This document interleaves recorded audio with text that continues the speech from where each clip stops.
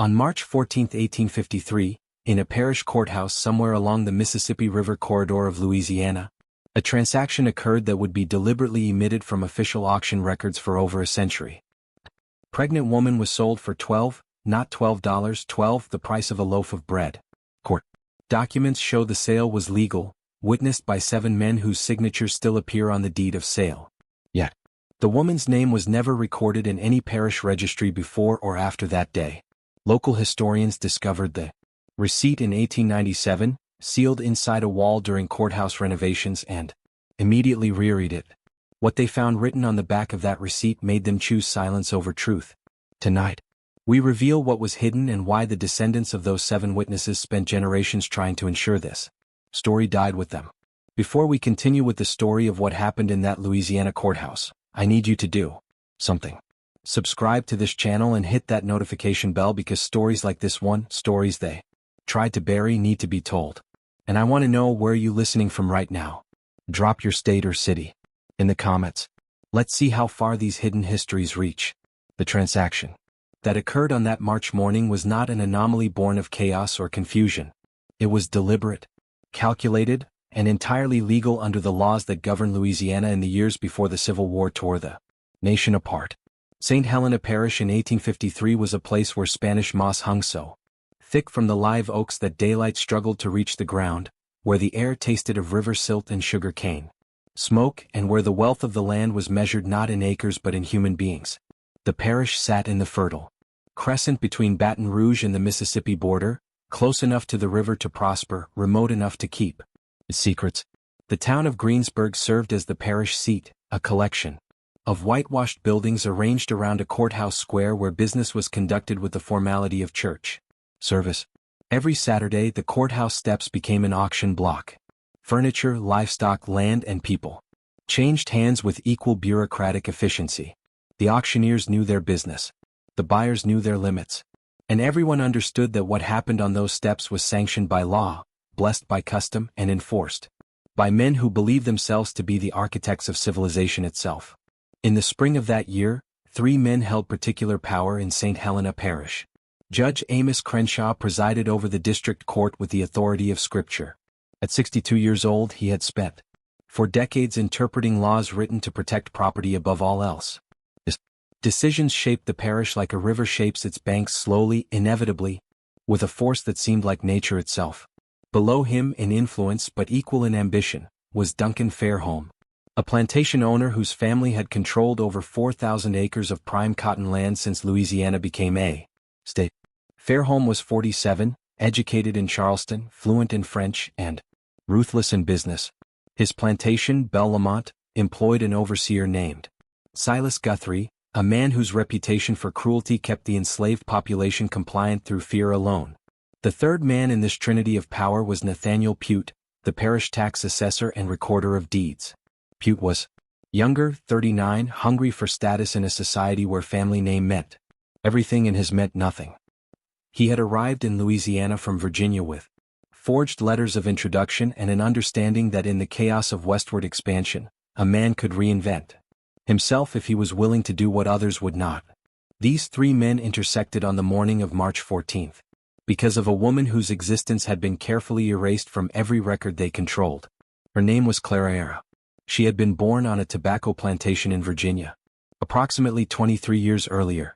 The word approximately matters here because enslaved people were often not afforded the dignity of recorded birth dates. She had been sold south at age 15, separated from her mother and 2 younger siblings in a Richmond auction house on a Tuesday morning in late summer. The man who purchased her was Edmund Fairholme, Duncan's father, who died of cholera in 1849, leaving his entire estate, including 47 human beings, to his son. Clara worked in the main house at Belle Lamont. She was clever with numbers, could read despite laws forbidding it, and possessed a quiet dignity that Duncan Fairholme first noticed, then resented, then sought to destroy. October of 1852, Clara became pregnant. She never spoke the father's name aloud. She did not need to. Everyone in the main house knew. The enslaved women who worked alongside her knew. Duncan Fairholme's wife Margaret knew, and Duncan himself knew with a certainty that filled him with such rage that he could barely look at Clara without his hands shaking. Because the father was not Duncan, it was his younger brother William. William Fairholme was everything Duncan was not. Where Duncan was severe, William laughed easily.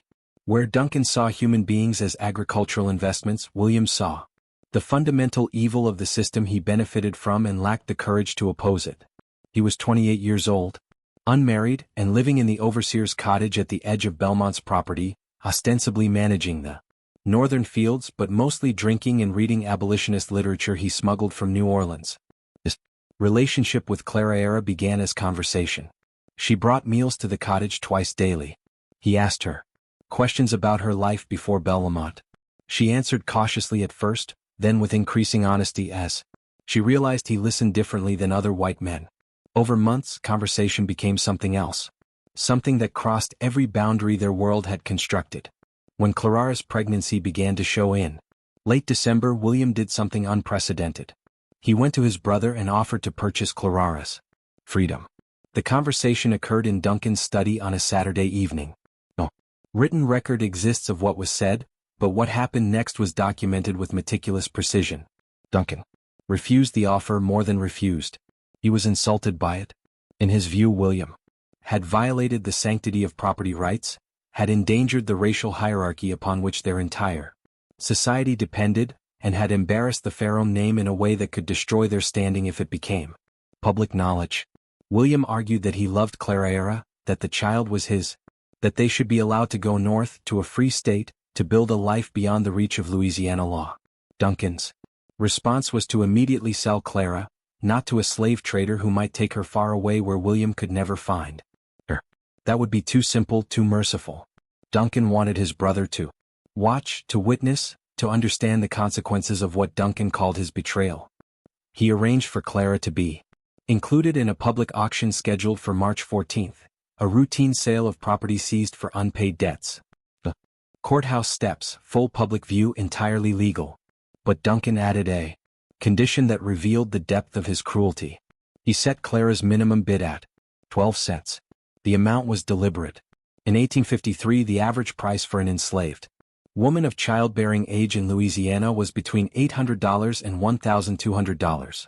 By setting the price at 12, Duncan achieved several objectives simultaneously. He demonstrated that Clara had no value to him.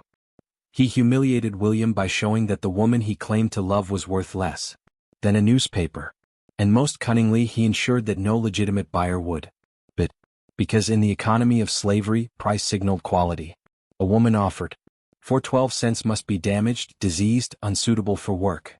No plantation owner would risk even minimal investment on such obvious refuse. Duncan knew exactly. One person would bid. His plan was not to sell Clara to a stranger. Was to sell her to someone who would ensure her suffering continued under circumstances William could not prevent. He was selling her to Silas Guthrie, his overseer. The night before the auction, William Fairholme disappeared. He left no note, took no horse, simply walked away from Belmont sometime after midnight, and was never seen in St. Helena Parish again. Some said he went north to join abolition movements in Boston. Others claimed he drowned himself in the Mississippi, unable to live with his powerlessness. A few whispered that Duncan had him killed and buried in the cane fields where dozens of enslaved people were already interred in unmarked graves. The truth was simultaneously simpler and more disturbing. William had gone to Judge Crenshaw's home in the hours before dawn and offered him everything he owned, approximately $3,000 in inheritance and land rights, for a single favor. He wanted the judge to invalidate the sale, to declare it unlawful on some technicality, to give William time to find another solution. Judge Crenshaw listened to William's plea with the expression of a man watching a child explain why the sky should be green instead of blue. When William finished, the judge asked a single question. Did your brother sign the proper deed of sale? William admitted he had. Then the transaction is legal. Crennaugh said, your grief does not supersede property law. Good evening, Mr. Fairholme. William left that house, understanding that every institution, every law, every powerful man in the parish would side with Duncan. Not because they were cruel, though many were, but because allowing William's sentiment to override Duncan's property rights would threaten the entire foundation of their economy. If love could supersede ownership, the system would collapse. Clara spent her last night at Belmont. In the quarters, surrounded by women who braided her hair and sang songs that were older than Louisiana, older than America. Songs carried from Africa and the bellies of ships. They knew they would likely never see her again. They knew what men like Silas Guthrie did to women they owned. One of the women, an elderly cook named Bethy, who had survived 50 years of bondage, pressed a small cloth bundle into Clarara's hands. Inside was a knife barely longer than Clarara's palm wrapped in oilcloth. "You hide this," Bethy whispered. "You hide it good. And when the time comes you do what needs doing." Clarara nodded. She understood. The knife was not for self-defense. It was for mercy. For her child, if things became unbearable, for herself, if there was no other escape. She sewed it into the hem of her dress that night, her fingers steady despite the fear that tasted like copper in her mouth. The auction began at 10 o'clock in the morning under skies so gray they seemed to mirror the moral character of everything occurring beneath them. Approximately 40 people gathered in the courthouse square. Most were there for livestock and furniture. A few came specifically for the human merchandise. Nathaniel Pute stood on the courthouse steps with the deed of sale in his hands, reading from it in a voice designed to carry across the square. It described Clarara with the same inflection he used for describing a lame horse. Female, age approximately 23 years. House-trained, literate, though such skill is of questionable value. Currently with child, minimum bid 12 cents. A murmur rippled through the crowd. 12 cents. Something was wrong with this one. Several men who had been prepared to bid immediately lost interest. Why risk investment on obviously defective property? Silas Guthrie stood near the front, his hat pulled low, his expression unreadable. He was waiting for the crowd to disperse, waiting for the moment when no one else would bid, when he could purchase Clarara for the pittance Duncan had arranged, when she would become his property to do with as he pleased. But something unexpected happened. A man near the back of the crowd raised his hand. 12 cents, he called out. Every head turned. The man was a stranger, tall, thin, wearing a traveler's coat dusty from the road. His face was weathered in the way that suggested years of outdoor labor, but his bearing was wrong for a field hand. He stood too straight, looked people in the eye too directly. Nathaniel Pute hesitated. "You are bidding 12 cents for this property. I am your name, sir?" "Isaiah Mercer." Pute glanced toward Silas Guthrie, who was staring at the stranger with an expression of genuine confusion. This was not part of the plan. Duncan had arranged for Guthrie to be the only bidder. Who was this man? "You have 12 cents, Mr. Mercer?" Isaiah Mercer approached the steps, reached into his pocket and placed 12 copper pennies on the podium where Pute stood. "I do."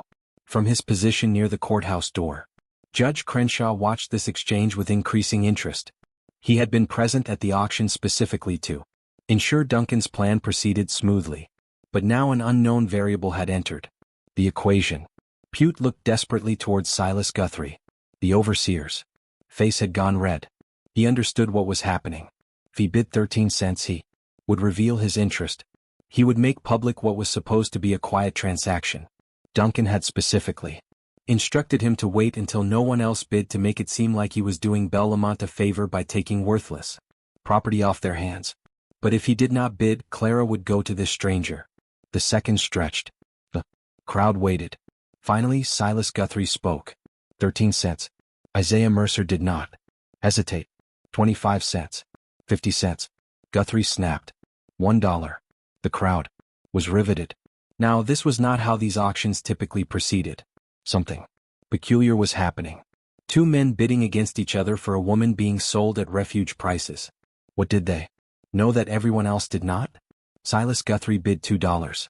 Isaiah Mercer bid $5. At $10, Guthrie stopped. Not because he lacked funds, but because Duncan had given him specific instructions. Do not overpay. Do not draw attention. The whole point was to acquire Clarara quietly, to make it seem insignificant. But it was no longer insignificant. $10 once, Nathaniel Pute called out, his voice uncertain. $10 twice. He waited, looking toward Judge Crenshaw for guidance. The judge gave a small nod. Sold to Mr. Isaiah Mercer for $10.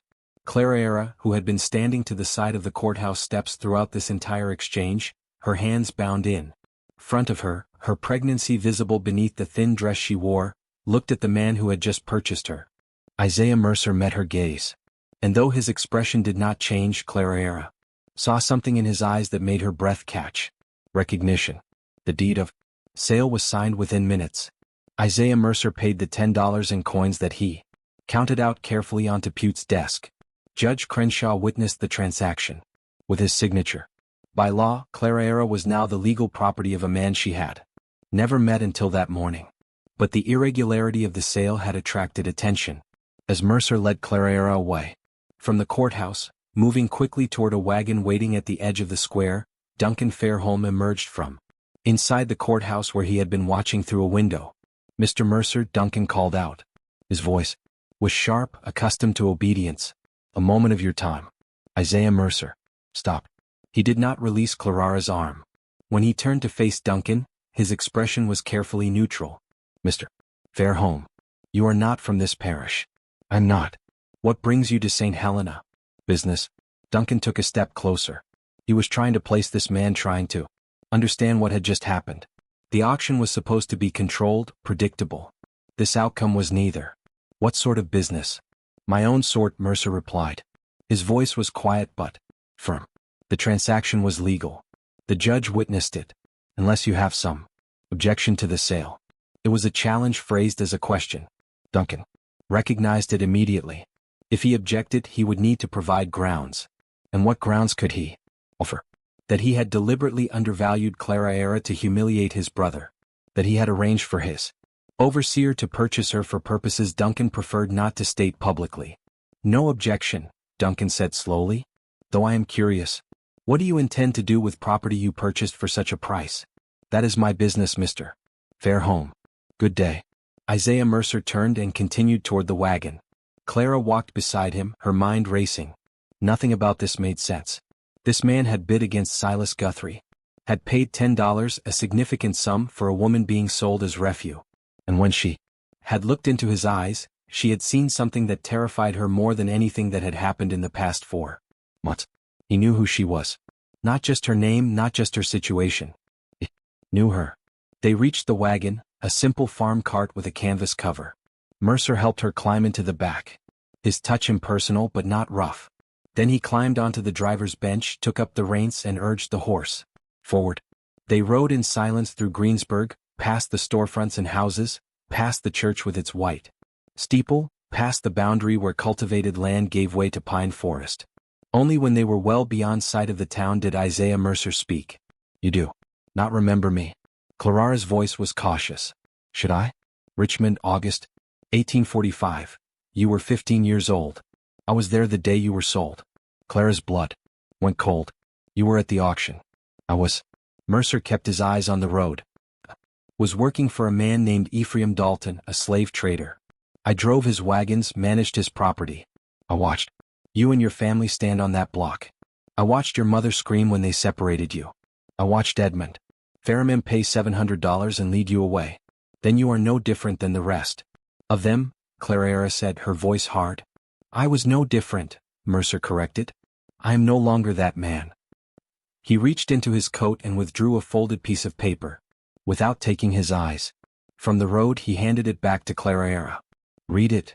Clara unfolded the paper with shaking hands. It was a deed of manumission, a document that when properly executed and filed would grant freedom to an enslaved person. The name on the document was hers. Clara. No last name because she had never been granted one, but her description matched. Her age, the scar on her left forearm from a childhood burn. At the bottom of the document and signed was a space for the owner's signature. Isaiah Mercer's signature. "I do not understand," Clara whispered. 8 years ago I watched your family destroyed on an auction block," Mercer said. His voice was steady. But there was something beneath it. Something that might have been shame or grief or both. "I told myself I was just doing a job, that I was not responsible for the system, that I was just a small part of a large machine. Then one night, in New Orleans, I watched Ephraim Dalton beat a man to death over $5. I watched him do it slowly. And I realized that every person who participates, no matter how small their role, makes the machine function. So I left. I went north. I worked with people who were trying to dismantle what I had helped build." He paused, navigating the wagon around a fallen branch. 3 months ago, A man came to a meeting in Cincinnati. His name was William Fairholme. He told us about a woman in Louisiana who was carrying his child. He told us his brother was going to sell her to an overseer known for brutality. He gave us the date and location of the auction. He asked if anyone could help. Clarara's hand moved instinctively to her stomach. William sent you. He paid me, Mercer said, not to purchase you. He paid me to bring you north to a safe house in Illinois, to a place where you and your child can be free. Clarara stared at the deed in her hands. Freedom. The word felt foreign, impossible. A promise that had been weaponized against enslaved people for so long that she no longer trusted it. Where is William now? She asked. Mercer's silence answered before his words did. He died 2 weeks ago. Fever, they said. He was in Kentucky trying to arrange passage for others. The people I work with, they think it might not have been fever. They think someone from Louisiana tracked him down. Clarara closed her eyes.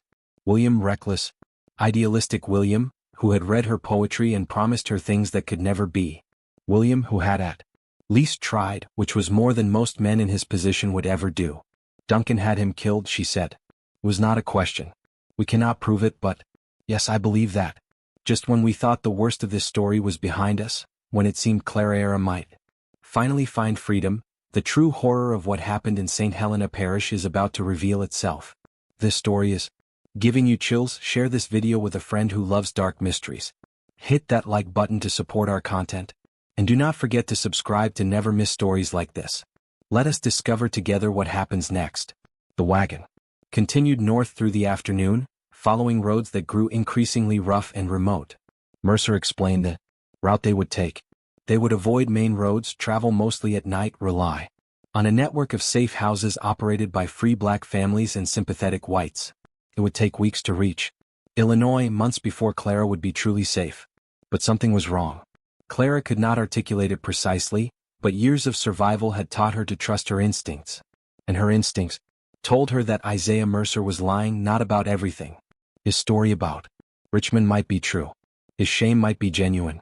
But something about this rescue felt staged, performed as though he was following a script written by someone else. She thought about the auction, about how perfectly timed Mercer's arrival had been, about how he had known exactly when and where to bid, about how easily he had outmaneuvered Silas Guthrie. Too easy. Duncan Fairholme did not make mistakes. He planned everything with the precision of a general deploying troops.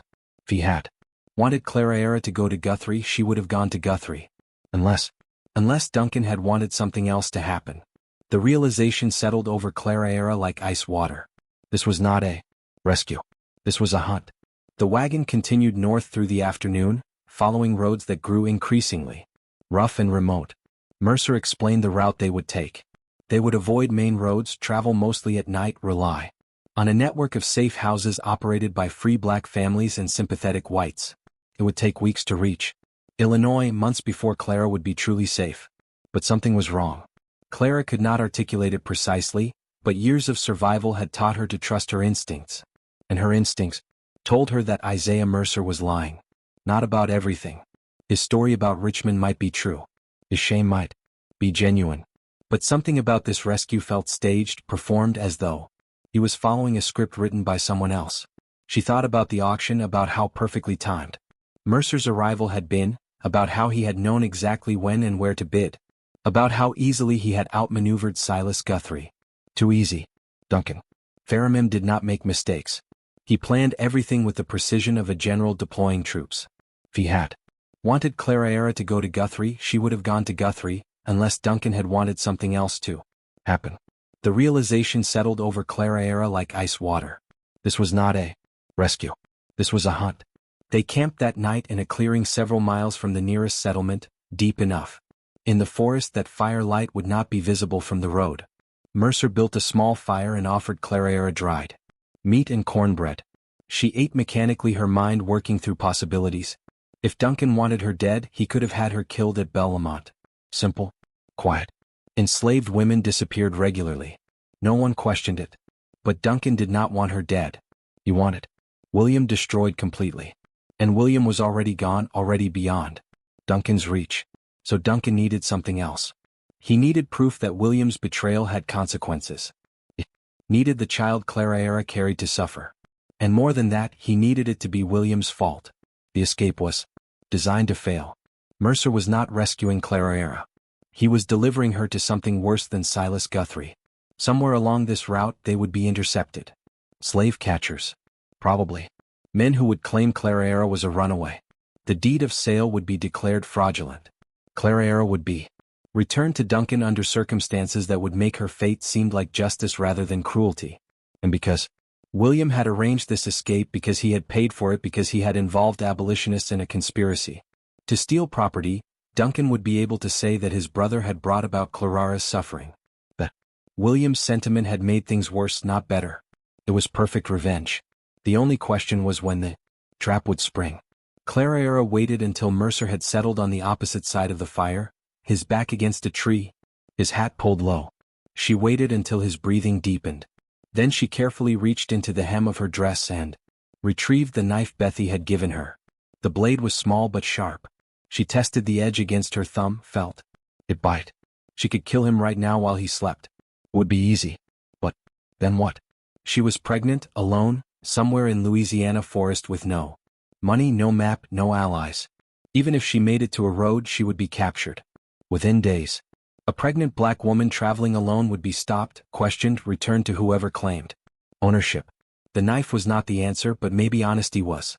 I know this is not real, Clara said quietly. Mercer did not move. For several seconds she thought he might actually be asleep. Then he pushed his hat back and looked at her across the fire. Explain. Duncan. Plan this. You wanted me to try to escape. You wanted it to fail. You are part of that plan. Mercer's expression did not change. Why would I agree to such a plan? Money or safety? Maybe. Duncan threatened to expose you for helping runaways. Maybe he offered to pay you more than William did. I do not know why, but I know this is not what you told me it was.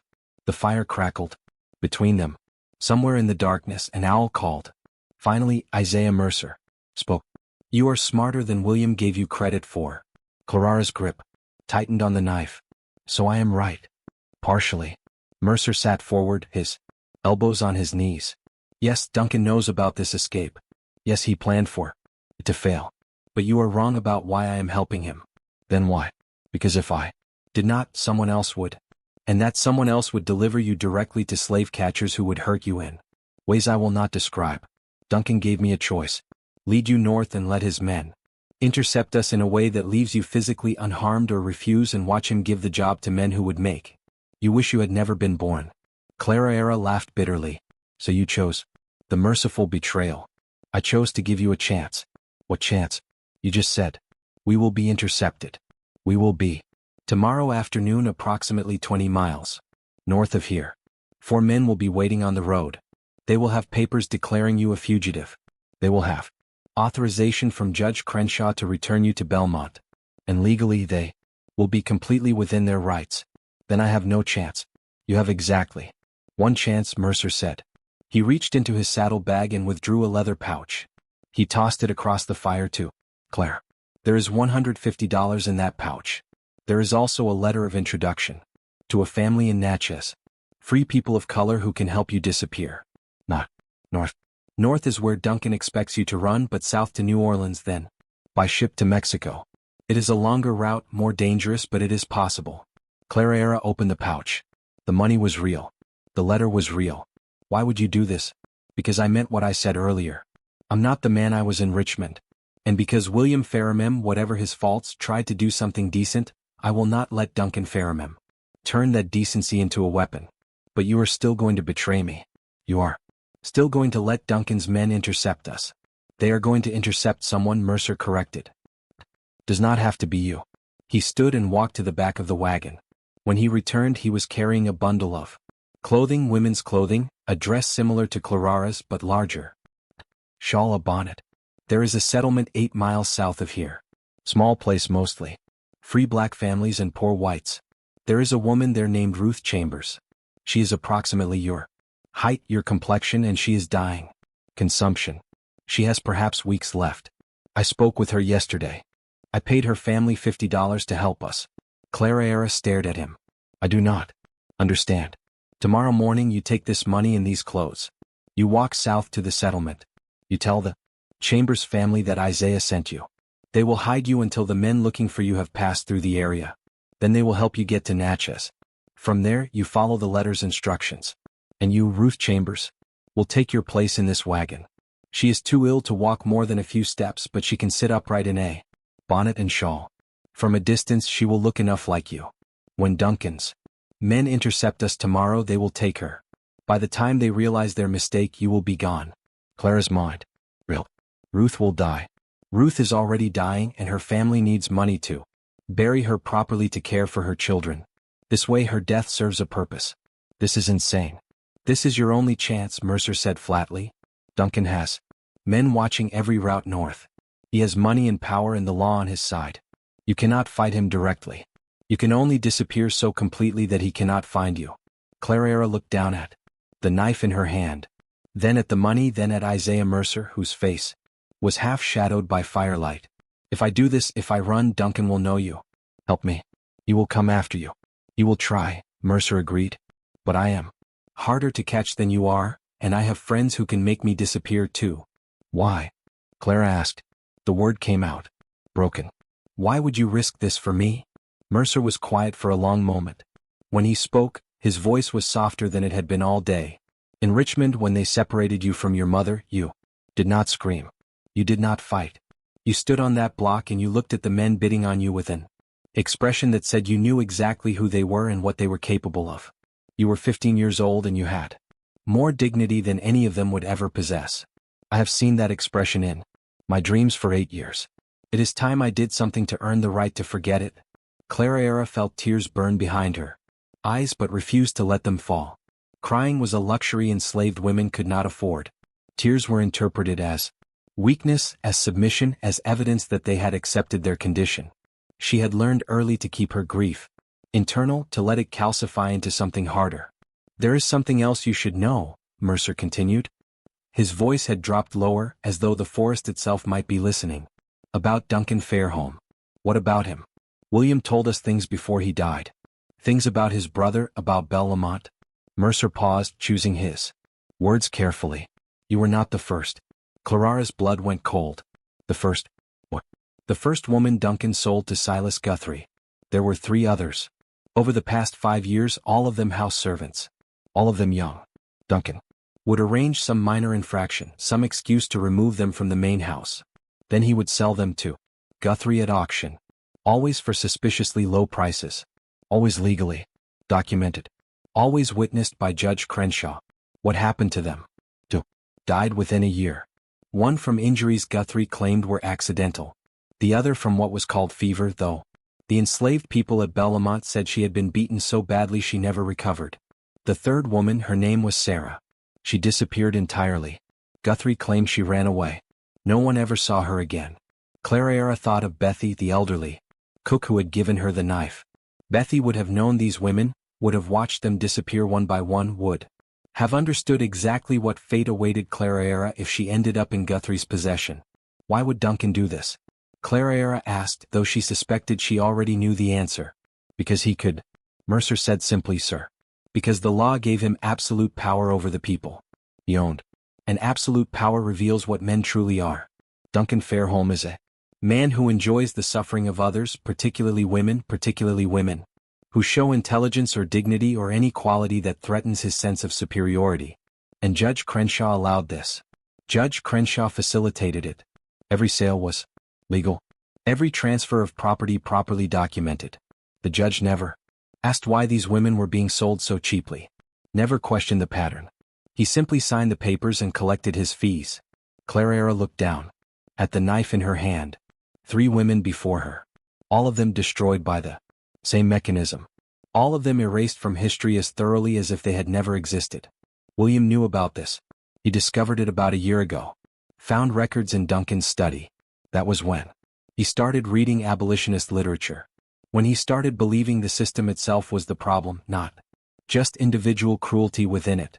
He tried to convince Duncan to free the enslaved people at Bellamont. Offered to forfeit his own inheritance if Duncan would release them. Duncan laughed at him. Mercer fed another branch to the fire. When you became pregnant, William saw it as his chance to do something right, to save at least one person from The machine. He contacted abolitionists in Cincinnati, paid them everything he had, made arrangements for your escape. But Duncan found out how. We think. Someone in Cincinnati betrayed us. Someone who sold information to slave catchers who then sold it to Duncan. But the time William realized the escape plan was compromised, it was too late. Duncan had already restructured the whole auction to ensure you would end up exactly where he wanted you. Then what? Did William go to Kentucky? If he knew the plan had failed. Mercer's jaw tightened, because he was trying to find another way.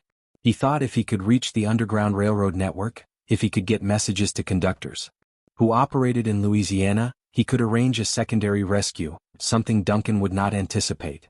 But Duncan found him first. Duncan's reach is longer than any of us understood. He has connections to slave catchers across 5 states, men who make their living hunting human beings. When William started asking questions in Kentucky, someone reported it. 3 days later, William was dead. Clara absorbed this information slowly. William, foolish and idealistic. William had actually tried. More than that, he had kept trying even after his first plan failed. That had to count for something, even if it ultimately accomplished nothing. The fever, they said, killed him, Clara asked. What really happened? We will never know for certain. His body was found in a boarding house in Louisville. The proprietor said William had been sick for 2 days, complained of stomach pain, vomiting, died in his sleep. But one of the abolitionists who saw the body afterward said William's fingernails were blue. His lips were discolored. Those are signs of poisoning, not fever. Duncan poisoned his own brother or paid someone to do it. Either way, William became a problem Duncan needed to eliminate. And Duncan is very good at eliminating problems while keeping his own hands clean. Clara thought about this, about a man so consumed by the need for control that he would murder his own blood relative, about a system that gave such men power and called it civilization. If Duncan could kill William and make it look natural, Clara said slowly, then he could kill you too. You understand that? Yes. This plan you have sending me south while Ruth takes my place. It will only work if Duncan believes you were genuinely trying to help me escape. If he suspects you deliberately failed him, you are a dead man. I know. Then why risk it? Mercer looked at her directly. Because I am tired of being the person who looks away. I am tired of telling myself that I'm just following orders, just doing a job, just trying to survive in a system I did not create. Every person who makes that excuse, who chooses their own safety over someone else's suffering, makes the system stronger. I cannot dismantle slavery by myself. But I can save one person. I can do one thing that matters. It was, Clara realized, the same logic that had motivated William. The same futile, beautiful logic that got idealistic people killed. But it was also the only logic that ever changed anything. Clara made her decision. I will go south, she said. But I need to know something first. The Chambers family. How did you find them? How did you arrange this? I've been traveling through Louisiana for 3 months preparing for your escape. I made contacts in several communities, offered money to families who might be willing to help. The Chambers family was one of 3 who agreed. 3 families? You plan multiple escape routes? I planned for contingencies. Duncan is not the only one who can think several moves ahead. Clara felt something shift inside her. This man, this stranger who had participated in her family's destruction 8 years ago, had spent 3 months preparing to save her, had risked his life to create options, had thought through scenarios and backup plans with the same meticulous care Duncan applied to his cruelties. Perhaps redemption was not a single dramatic gesture. Perhaps it was the slow, methodical work of becoming someone different than you had been. What about Ruth? Clara asked. When Duncan's men realize they have the wrong woman, what will they do to her? Nothing, Mercer said. She will already be dying. By the time they discover the switch, Ruth will likely be unconscious or delirious from fever. They cannot torture someone who is that far gone. And they cannot prove she willingly participated in a deception. For all anyone knows, I made an honest mistake. I believed Ruth was you. Duncan will not accept that explanation. Duncan does not have to accept it. He just has to acknowledge that he cannot prove otherwise. And without proof even, Duncan Fairholme has limits to what he can do publicly. Clara was not entirely convinced, but she had no better alternative. She thought about Ruth Chambers, a woman she had never met, who was sacrificing her final days to give Clara a chance at freedom. It was a debt that could never be repaid. I want to meet her, Clara said before I leave. I want to thank her. That is not wise. The less you know about each other, the safer you both are. I do not care about safe, Clara said, her voice harder than she intended. A woman is dying for me. The least I can do is look her in the eye and tell her I will not waste what she is giving me. Mercer studied her for a long moment. Then he nodded. We will stop at the settlement in the morning. You will have 15 minutes, no more. They reached the chamber settlement just after dawn. It was less a town than a collection of cabins arranged around a common well home to perhaps 30 people. Free black families mostly, along with a few white families too poor to care about racial hierarchies. The kind of place that appeared on no official maps, that existed in the gaps between parishes, that survived by being invisible to those who might want to destroy it. Ruth Chambers lived in the smallest cabin at the edge of the settlement. Her husband had died 2 years earlier in a logging accident. Her children, 3 of them, ranging from age 4 to 12, were being cared for by neighbors, while their mother spent her final days in relative because consumption did not allow for peaceful deaths. Hollowed you out slowly, turned your lungs into useless meat, made every breath a battle you knew you would eventually lose. Clara entered the cabin with Mercer behind her. The interior was dim, lit only by a single window covered with oiled paper. The air smelled of sickness and sage. The latter burned in a futile attempt to mask the former. Ruth lay on a narrow bed against the far wall. She was thin enough that her body barely raised the blanket covering her. Her skin had the grayish cast of someone whose organs were failing, but her eyes, when she looked at Clara, were clear.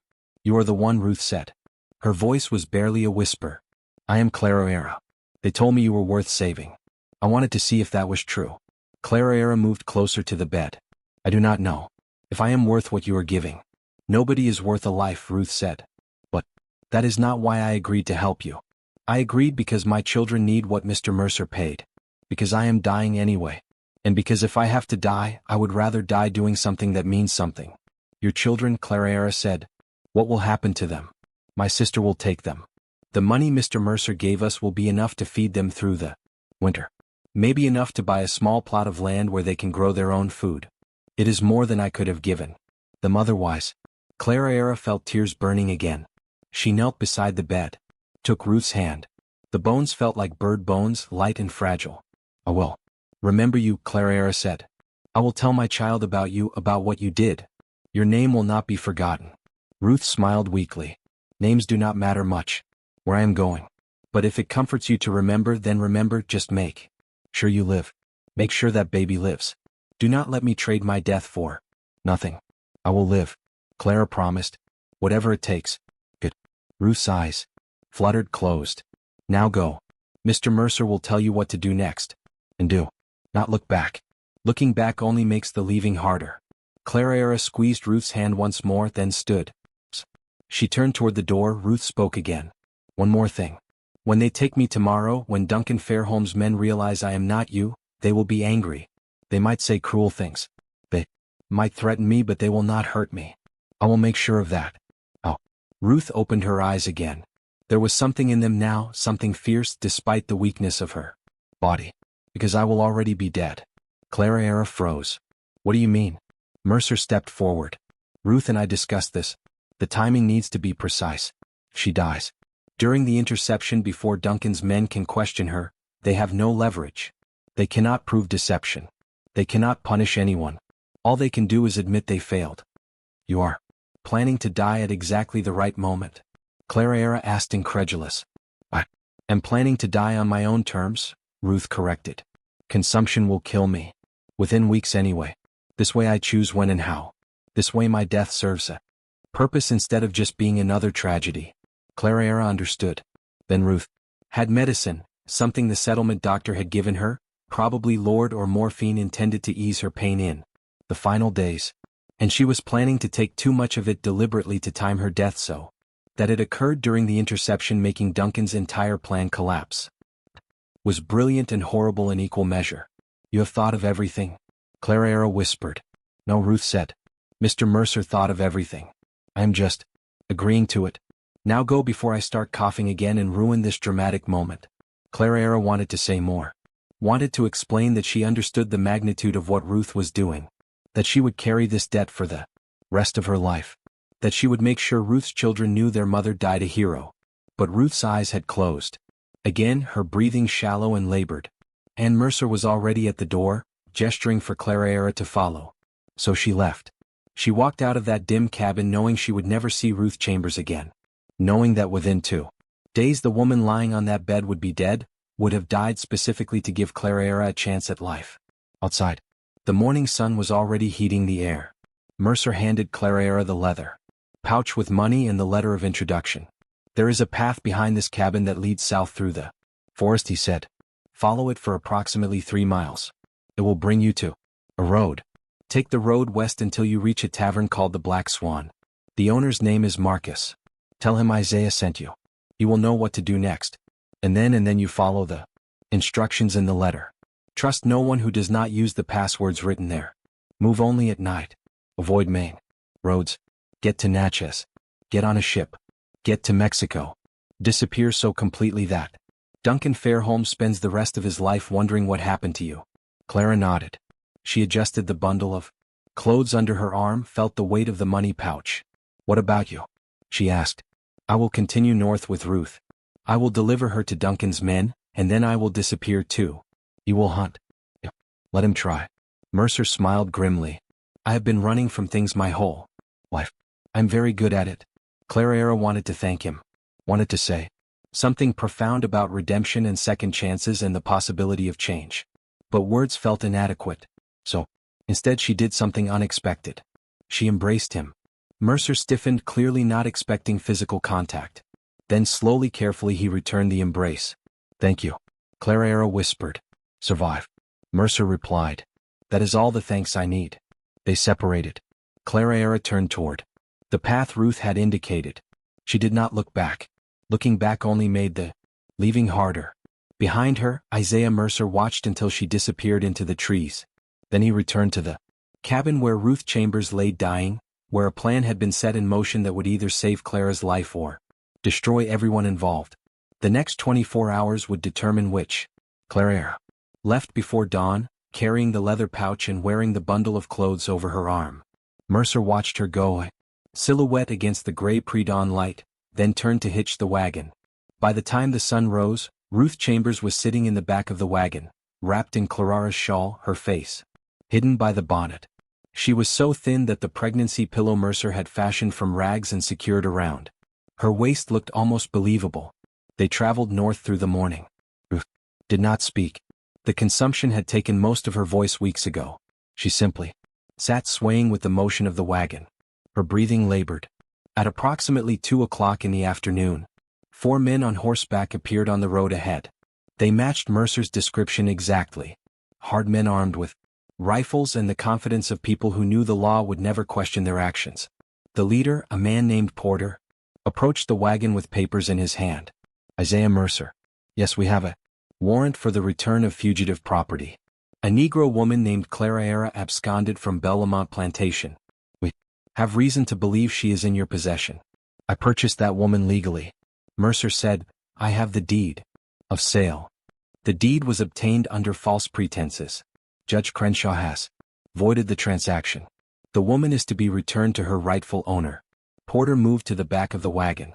He pulled aside the canvas covering. Ruth Chambers looked up at him with eyes that were fever bright and already halfway to another world. This her? Porter asked. One of his companions rode closer, studying Ruth's face. Hard to tell with the bonnet. Make her stand up. She is ill, Mercer said. I did not ask. Make her stand. Mercer climbed into the back of the wagon. Gently he helped Ruth to her feet. She swayed, nearly fell. The pregnancy pillow shifted slightly beneath the shawl. Porter's eyes narrowed. She looks wrong. Consumption, Mercer said. She caught it on the journey. I was bringing her back south because she is too ill to travel north. Convenient. Porter grabbed Ruth's arm, pulled her toward him. The bonnet fell back. Ruth's face was gaunt, her skin grayish. She bore perhaps a passing resemblance to Clara if you squinted and did not look too closely. But up close, the differences were obvious. This is not her, Porter said slowly. I assure you this is the woman I purchased from the auction in Greensburg. You're lying. Porter released Ruth so roughly. that she collapsed back onto the wagon bed. He turned to his men. Search everything. She is here somewhere. They tore apart the wagon, ripped through supplies, checked beneath the driver's bench, examined every inch of canvas. They found nothing because there was nothing to find. Porter stood in the road, the papers in his hand now. Meaningless. He had been paid to intercept a specific woman. He had been promised it would be simple, and now he was returning to Duncan Fairholme empty-handed. Where is she? He demanded. I do not know what you are talking about, Mercer said calmly. This is the woman I purchased. She is not the woman you are looking for. That is not my concern. Porter took a step forward. Duncan Fairholme will hear about this. I hope he does. Perhaps he will explain why he is harassing law-abiding citizens over property disputes. It was a stalemate. Porter knew he had been outsmarted but could not prove it. If he killed Mercer, he would have to explain to Judge Crenshaw why he had murdered a man who appeared to be innocent. If he took Ruth, he would have to explain why he had seized a dying woman who clearly was not the fugitive they sought. One of Porter's men, a former slave catcher named James Ridley, had been studying Ruth carefully. He had participated in dozens of captures over his 15-year career. He knew how to assess human property, and everything about this situation felt wrong. We need to question her, Ridley said, gesturing to Ruth. Porter crouched beside Ruth, who was still lying in the wagon bed where she had fallen. Her eyes were open but unfocused. Her breathing had become shallow and irregular. Where is Clara? Porter demanded. What did you do with her?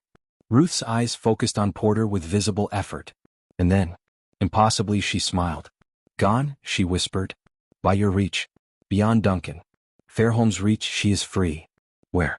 I will never tell you. Ruth's smile widened, blood now visible on her teeth. You can beat me.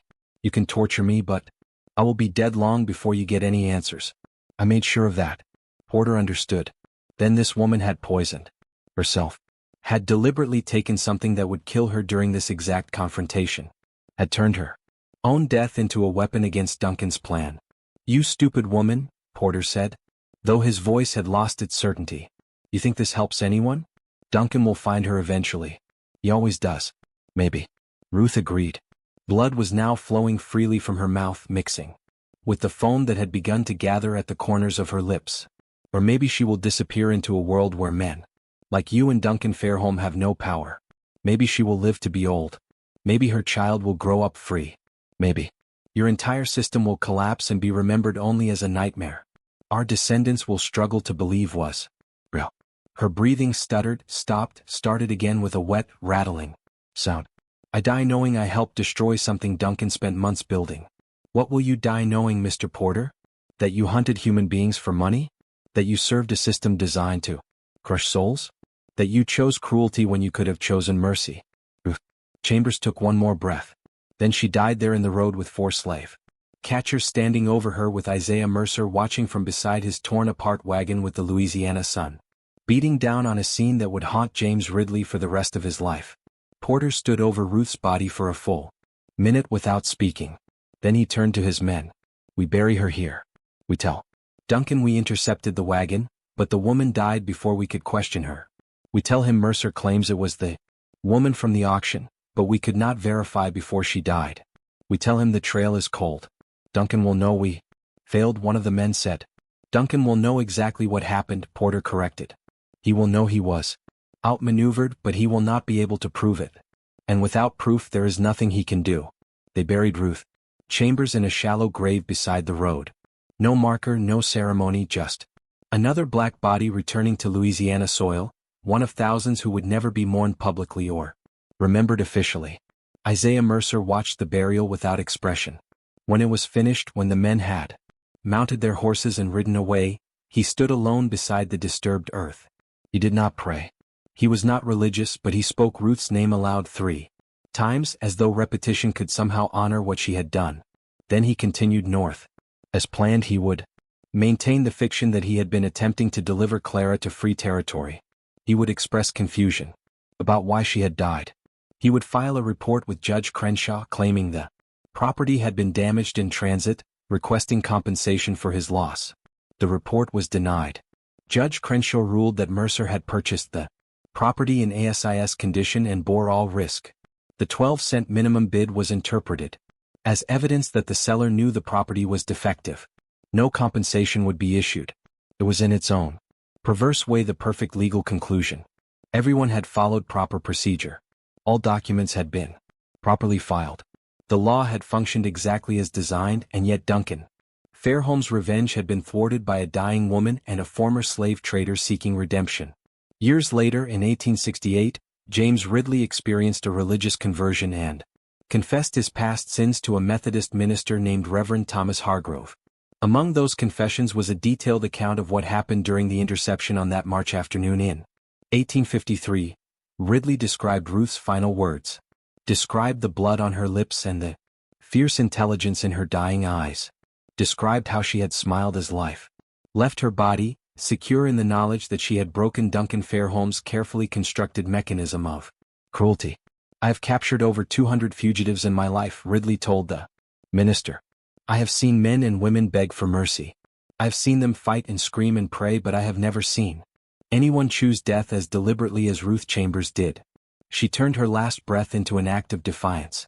She died free even though the law said she was not, and that haunts me more than all the others combined.